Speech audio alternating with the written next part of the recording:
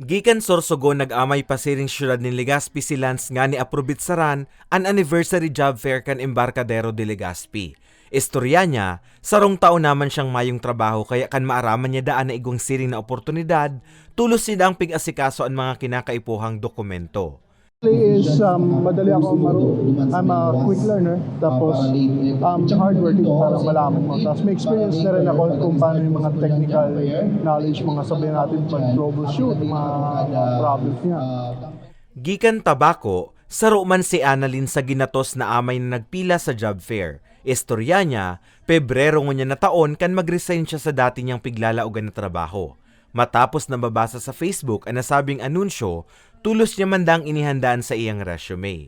Maraming opportunity para sa aming mga job seekers talaga na nakapunta kami rito, na maraming opportunity. Sigun sa marketing head kan Embarcadero de Legazpi na si James Alejandro Tawag, poko mas o menos 2,000 na job seekers ang nagbali sa idang anniversary job fair na pigkondusir sa Central Plaza kan Embarcadero.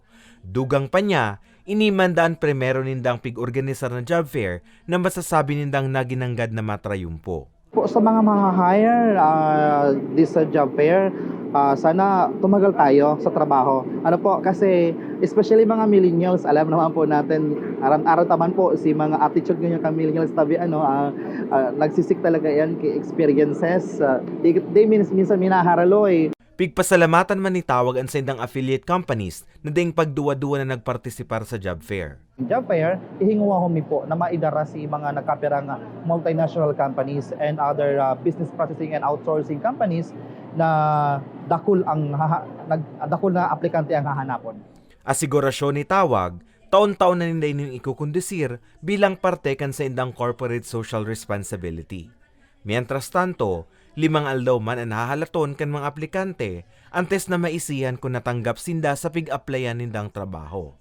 Para sa mga baretang tatak Bicol, Carmelo Balia.